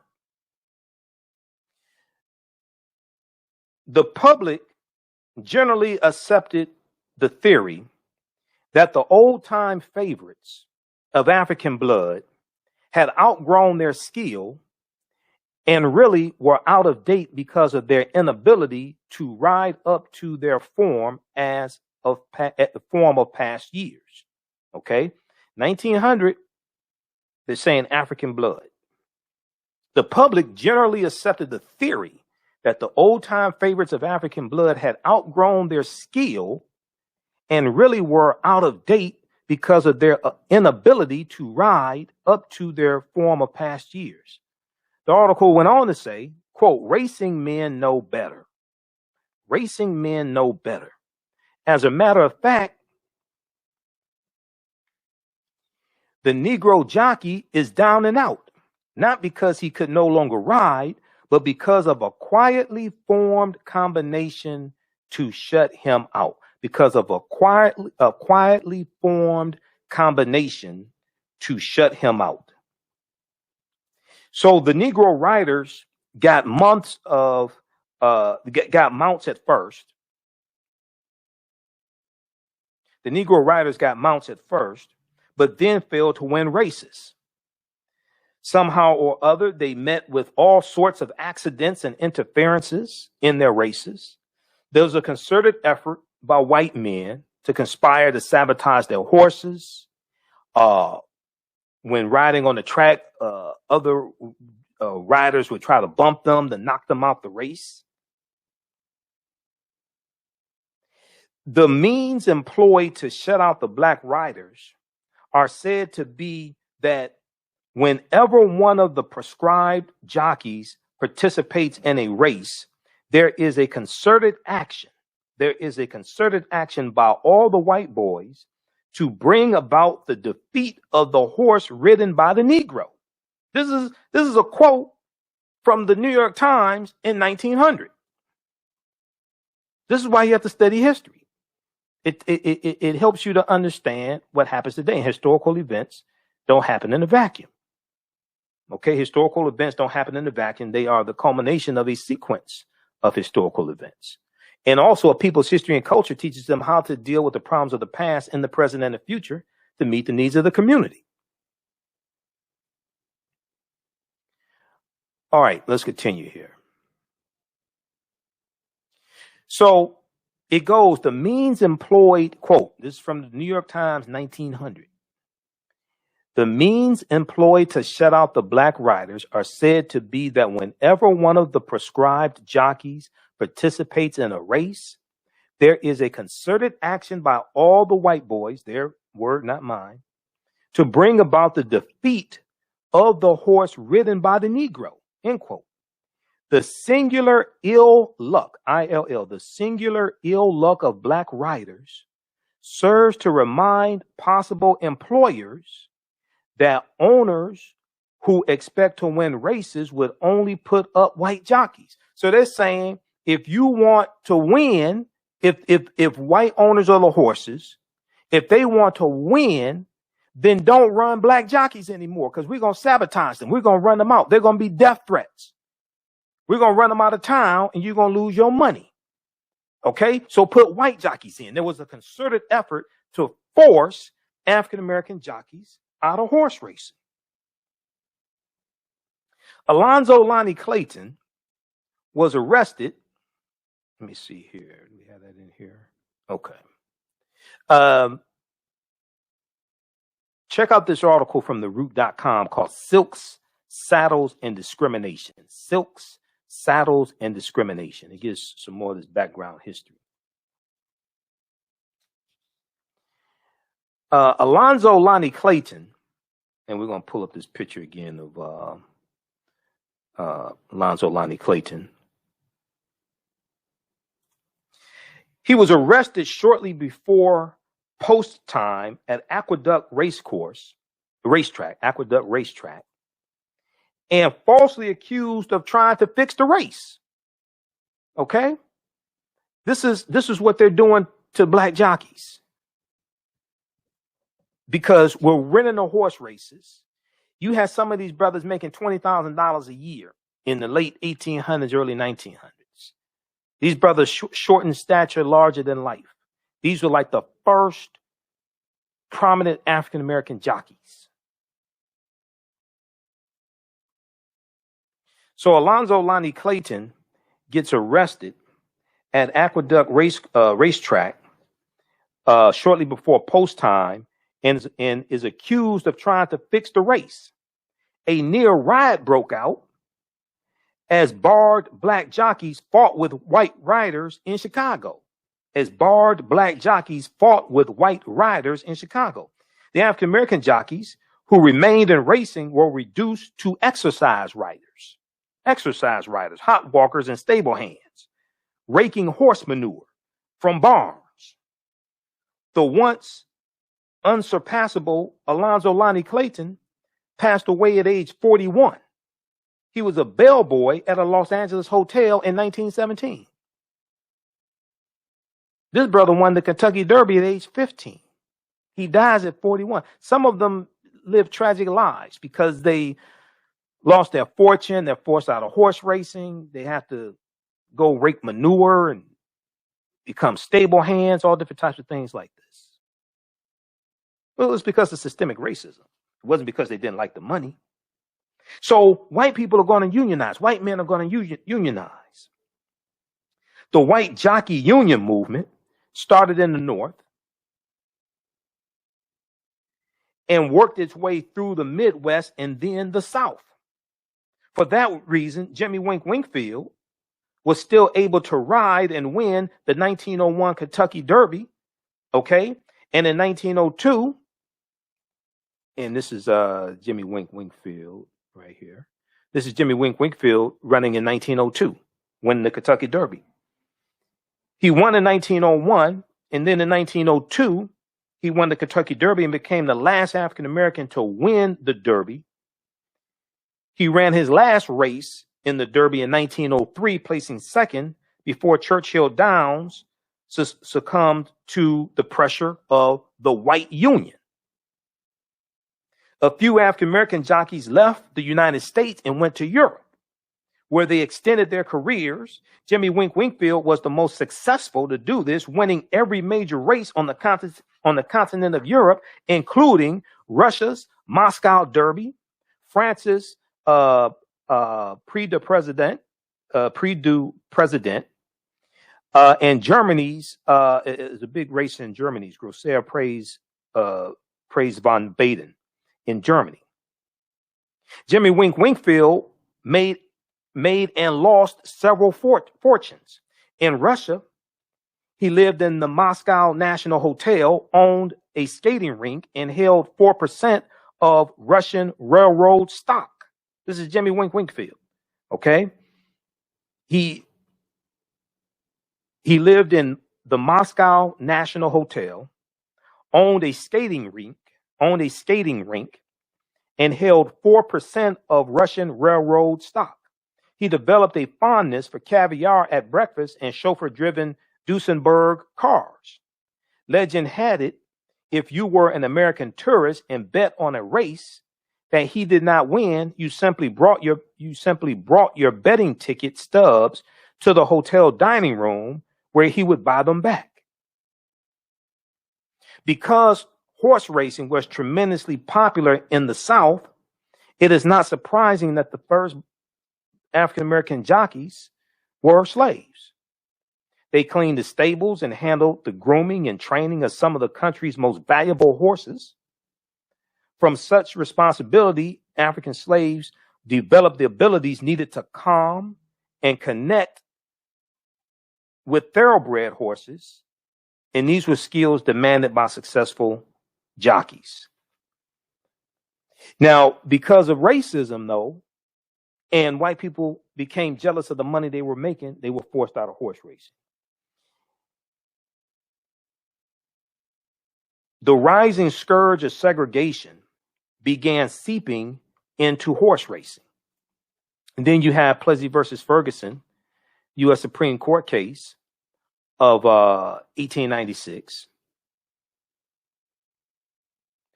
And we're going to look at that here quickly. All right, so you have racism seeping in to horse racing and segregation because of Plessy versus Ferguson, U.S. Supreme Court case. Let me flip back over here to the slide.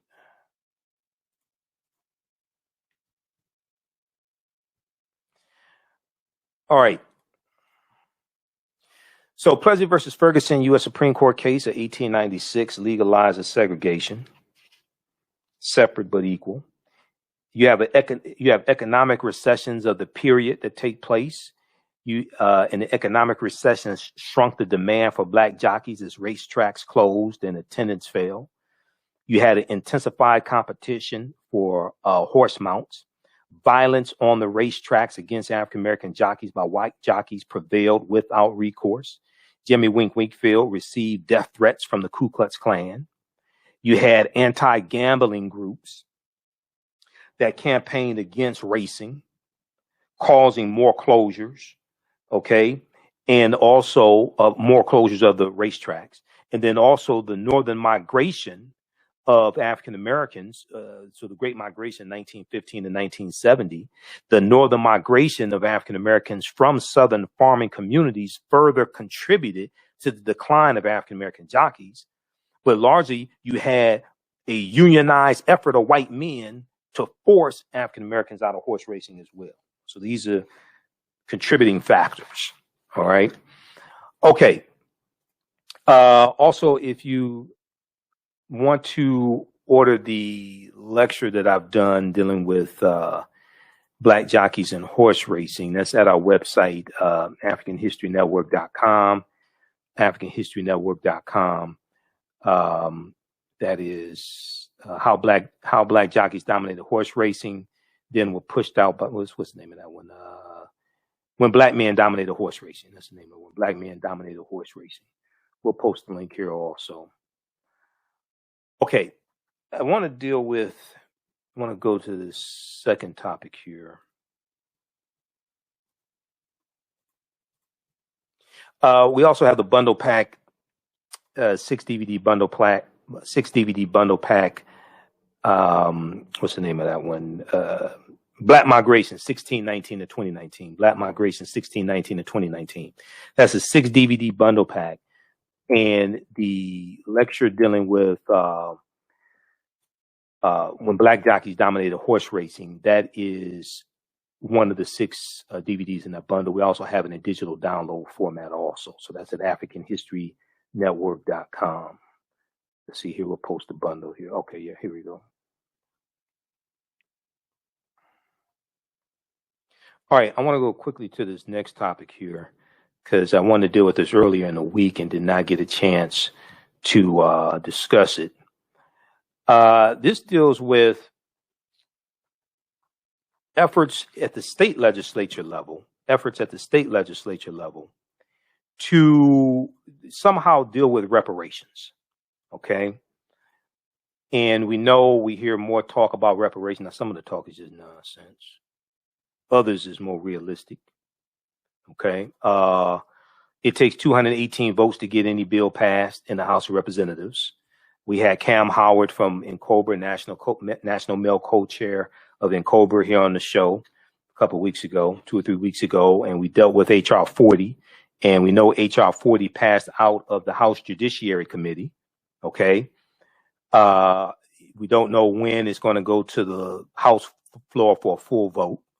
I don't think you had 218 votes in the House of Representatives to pass it. All the Democrats are not on board with H.R. 40, even though a majority of them are. You have between 173 and 190 Democrats that will vote for it.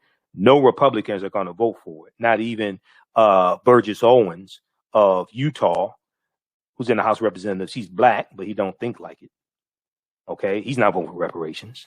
Senator Tim Scott, Black Tea Party Republican from South Carolina, he already said he's not voting for H.R. 40. He's not voting for reparations.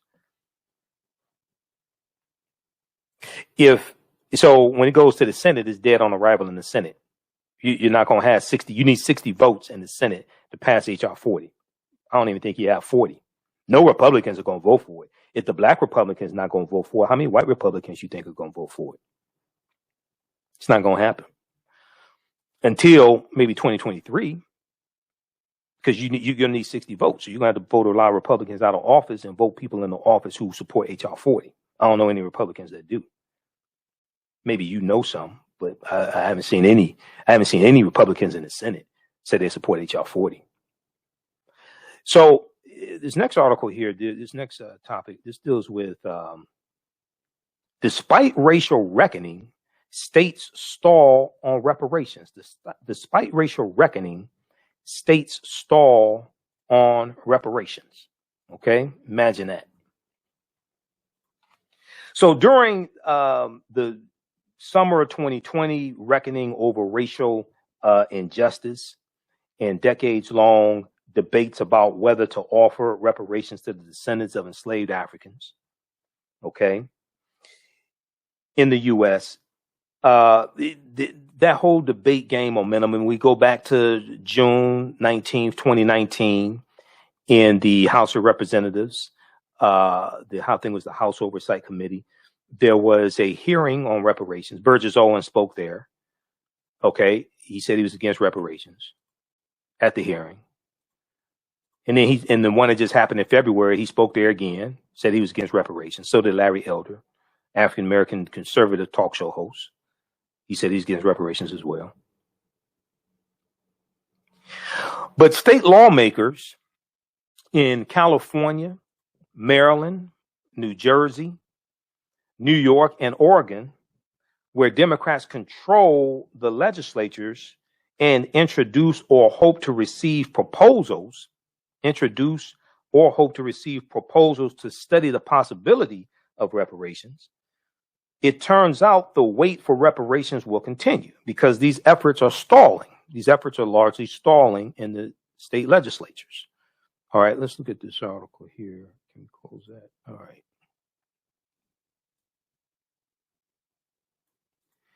So in the state efforts, so the state efforts have mostly stalled, raising the question about whether they can win enough support, to succeed on a wide scale basis. Now, California is the only state to approve a commission to study reparations statewide and how they might work. Okay, California is the only state out of California, Maryland, New Jersey, New York, and Oregon. California is the only state to approve a commission to study reparations statewide and how they might work. Now, Juanica Fisher, a Democrat who introduced the legislation in the state of Maryland, said, "We need a federal reparations bill, but I don't know when we'll get there." Me either. She said, "We need a federal reparations bill, but I don't know when we'll get there." And she's a Democrat who introduced the legislation. She's a Democrat who introduced the legislation in Maryland. Okay, now, the state efforts have mostly stalled, raising questions about whether they can win enough support. Let me scroll down here just a second. She said, hopefully we will win, but I think the states, hopefully we will win, but I think states should be accountable. Yeah, states that have slavery, you know, they should be accountable. The biggest success is going to, well, you can do short term at the state level. The most results are going to come from the federal level. Now, that mirrors the outlook in Congress. A committee in the U.S. House of Representatives, which is controlled by Democrats, advanced a decades-old bill that would establish a reparations commission, but its prospects appear dim in the evenly divided Senate, 50 Democrats, 50 Republicans, where it's unlikely to generate enough support to overcome a filibuster, where you need 60 votes. You're going to need 60 votes in the Senate. That doesn't exist right now. A lot of legislation and the things we work on are all band-aids on the issue of institutional racism, class inequality, and the host of other issues that stem from that, said Fisher, who plans to reintroduce her bill next year. But we've never fully tackled what's at the heart. What's the cancer? What's the disease? Okay, you're done with racism and white supremacy. The lack of progress reflects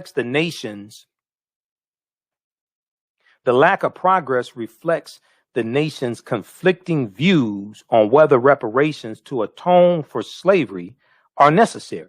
A 2019 Associated Press NORC Center for Public Affairs research poll found that the vast majority of African Americans, 74%, favored reparations, but less than a fifth of white Americans favored reparations.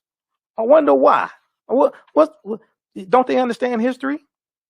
I'm trying to tell you, most Americans don't understand history. Okay. All right. Those watching on our Facebook fan page, The African History Network, The African History Network, and our YouTube channel, Michael Imhotep, IMHOTEP. Keep watching. We're going to keep going for a few more minutes. Remember, right now is correct wrong behavior. It's not over till we win. Wakanda forever. We'll talk to you tomorrow night. Peace. All right. Stand by. Okay. We'll continue for a few more minutes. So we have the bundle pack, Black Migration 1619 to 2019. Black Migration 1619 to 2019.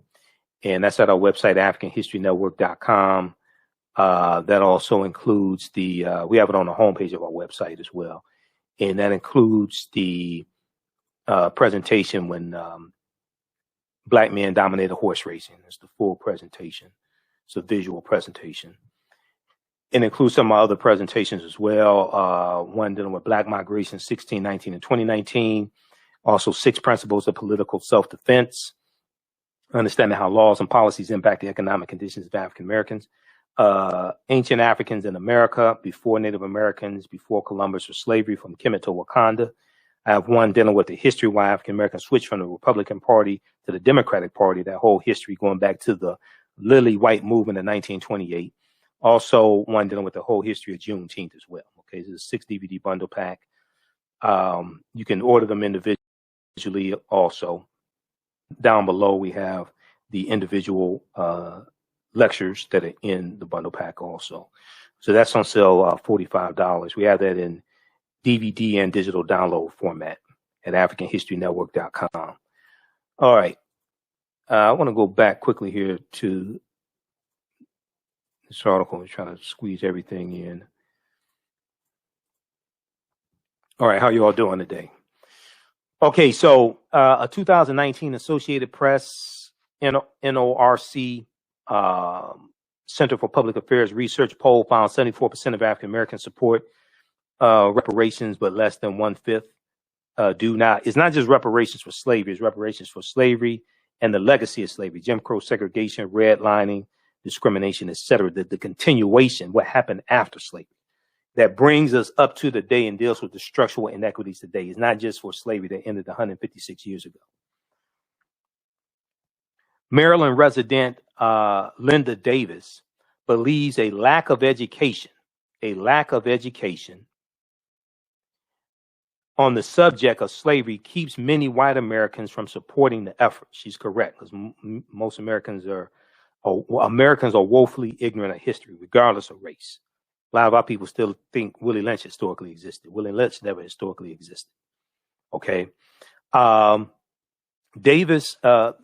Davis believes a lack of education on the subject keeps many white Americans from supporting the effort. And Linda Davis is white. She belongs to Coming to the Table, a national organization made up of descendants of those who were enslaved and slave holders. Coming to the Table, a national organization made up of descendants of those who were enslaved and the descendants of slave holders. Linda Davis said, I think getting people to make that leap is sometimes a challenge. Okay. And she submitted a written testimony in support of the state reparations effort. She said it's trying to help people see the ongoing harms, like this summer. I think summer 2020. I think more white people are getting in now, which is hard because it seems like people should have gotten it before now. I think more white people are getting it now. I think more white people are getting it now. She said, which is hard because it seems like people should have already gotten it before now. Now, Linda Davis points to local efforts as an example of what grassroots activism around the issue of reparations can achieve. In March, we talked about Evanston, Illinois here in March. In the reparations program, the city council passed to deal with a history of redlining. It's not dealing with the history of slavery. It's dealing with a history of redlining because slavery did not exist in Evanston, Illinois.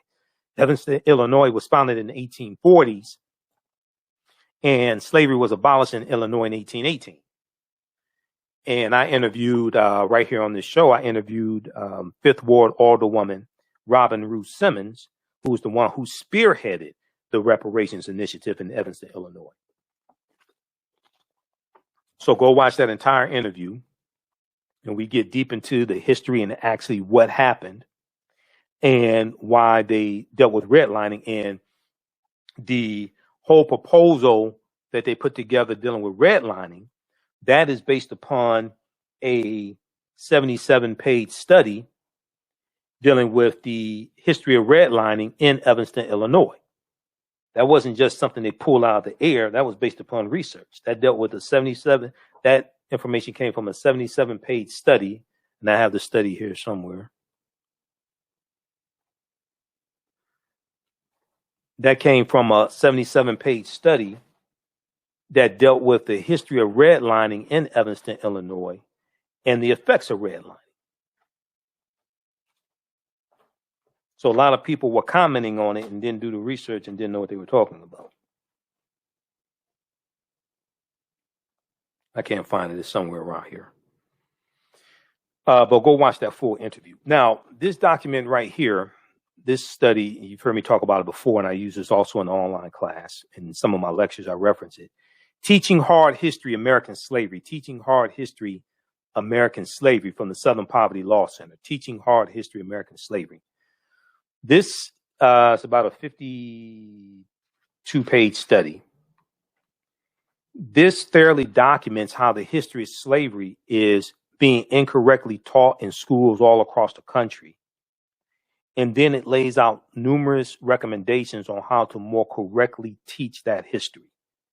And they did a survey of 1,000 high school seniors, and they found that America's school children know very little about the history of slavery. They found that only 8% of high school seniors surveyed could identify slavery as the central cause of the U.S. Civil War. They found that only 2/3, or 68%, did not know that it took a constitutional amendment to formally end slavery, the 13th Amendment. Only 22% of high school seniors surveyed could correctly identify how provisions in the U.S. Constitution gave advantages to slaveholders, like Article 1, Section 2, Clause 3 of the U.S. Constitution, known as the Three-Fifths Compromise, which dealt with apportionment, determining how many seats in the House of Representatives slaveholding states would have, and also dealt with taxation. Okay, so you can go to Southern Poverty Law Center's website, splcenter.org, splcenter.org, and search for Teaching Hard History, American Slavery. Teaching Hard History, American Slavery. You can download that. You can download the study. I took it to a printer, got it printed. Also, the chair of the advisory board that put this study together is Dr. Hassan Kwame Jeffries. Dr. Hassan Kwame Jeffries is a nephew of one of my teachers, Dr. Leonard Jeffries, and I've interviewed Dr. Hassan Kwame Jeffries here on the show also. I think every school and every school district in the country should be using this study. If they did, they wouldn't do things like mock slave auctions, and they wouldn't engage in a lot of these exercises that are traumatizing to African American children when it comes to slavery. It tells you don't do things like slave reenactments and mock slave auctions, etc., because that's traumatizing to students, especially African American students. Okay, so check out the rest of this article here from thegrio.com. We're almost out of time here. Check out the rest of this article. Despite racial reckoning, state efforts stall on reparations. Despite racial reckoning, state efforts stall on reparations. And this is why the state legislature and voting the right people into the state legislature are so important also, as well as the governor, because the bill has to be signed into law, has to be signed into law by a governor. I bet you if Stacey Abrams had become governor of Georgia, she would have vetoed Senate Bill 202, the voter restriction bill in Georgia. Okay, I bet she would have vetoed Senate Bill 202. Lastly, let's look quickly at this article here from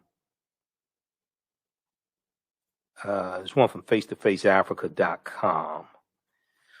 Germany is returning to Nigeria bronze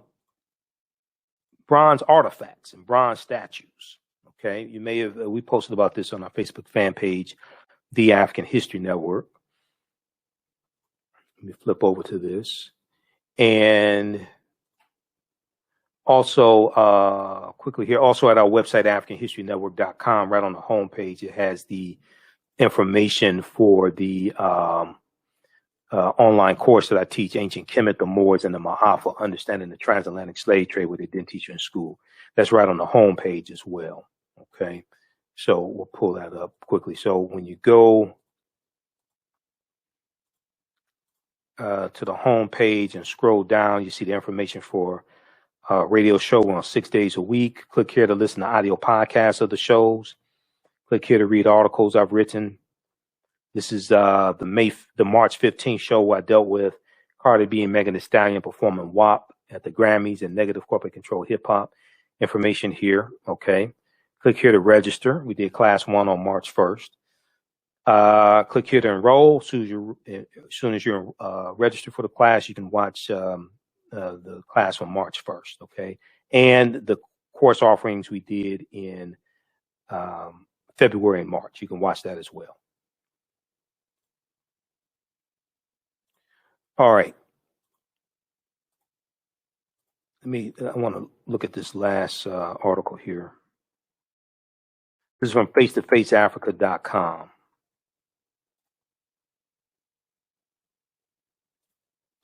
I saw an article from CNN Africa about this as well.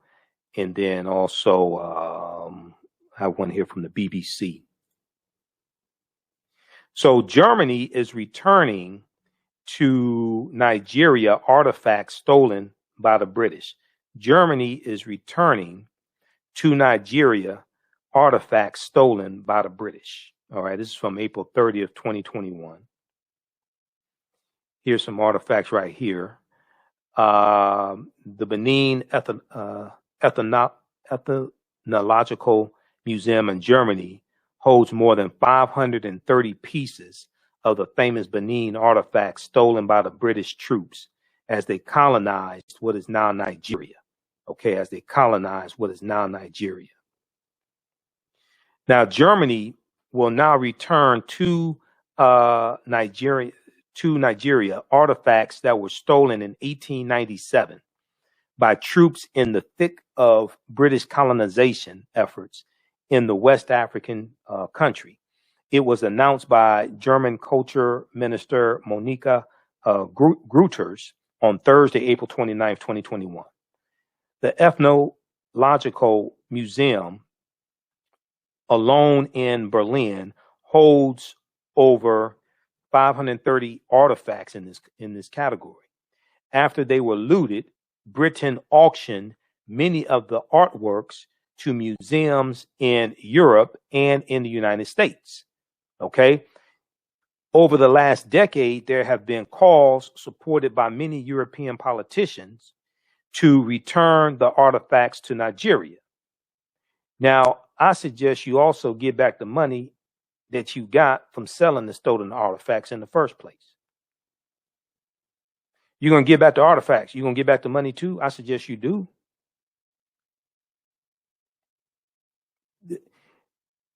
The Ethnological Museum, alone in Berlin, holds over 530 artifacts in this category.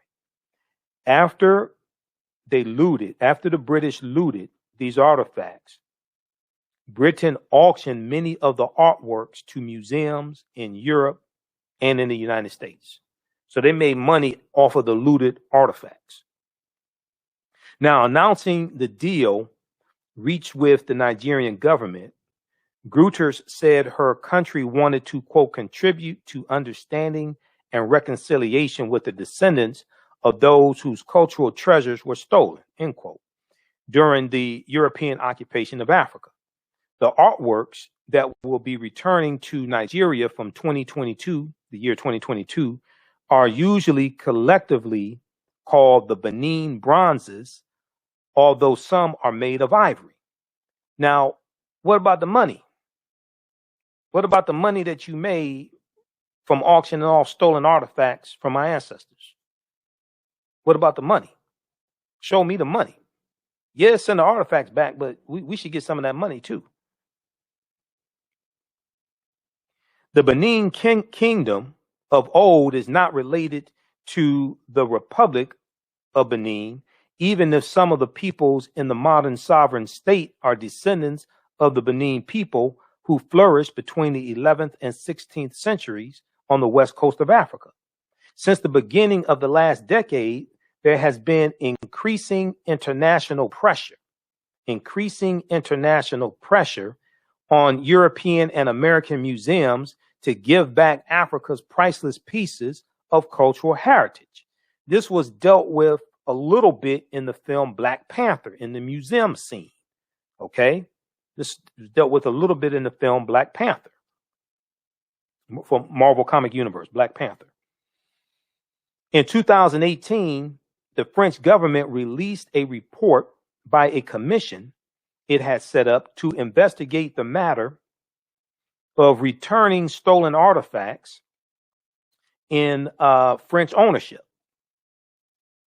Senegalese economist Thelwine Sarr, I'm not exactly sure how to pronounce the name, and French historian Benedict Savoy concluded that some 90% of known material arts of ancient Africa are outside of the continent. Now, I remember when that study came out because we posted an article at the African History Network on Facebook about this. Okay, some 90% of known materials of ancient Africa are outside of the continent of Africa. They're in these European-controlled museums.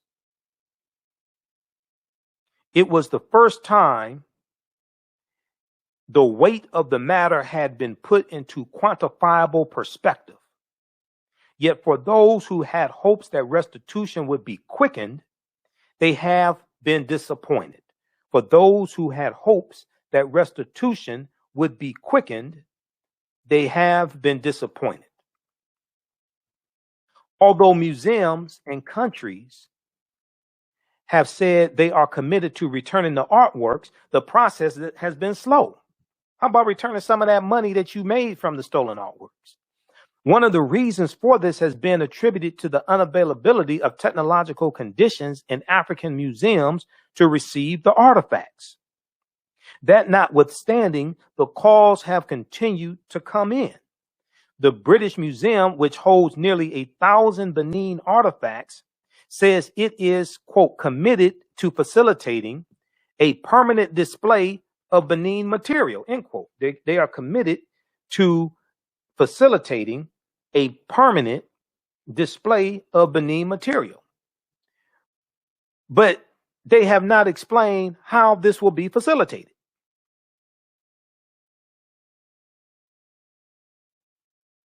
So check out this article here from face-to-faceafrica.com. Germany is returning to Nigeria artifacts stolen by British colonizers. Germany is returning to Nigeria artifacts stolen by British colonizers. The British colonizers, doesn't that include the royal family? Remember when I said Meghan Markle married into a family of colonizers? And I said, I'm not calling them colonizers because they're white. I said, I'm calling them colonizers because Great Britain 100 years ago colonized 1/5 of the world's population. 100 years ago, 1/5 of the world's population lived under British rule. So I'm calling them colonizers because they colonized 1/5 of the world population. Okay, I'm not calling them colonizers because they're white. I don't want you to misunderstand this. I'm calling them colonizers because they colonized 1/5 of the world population. All right, well, look, guys, we have to, brothers and sisters, we have to get out of here. Remember to register for the online course that I teach, Ancient Kemet, the Moors, and the Maafa, Understanding the Transatlantic Slave Trade, what they didn't teach you in school. It meets Saturdays, 12 noon to 2 p.m. Eastern Standard Time. Saturdays, 12 noon to 2 p.m. Eastern Standard Time.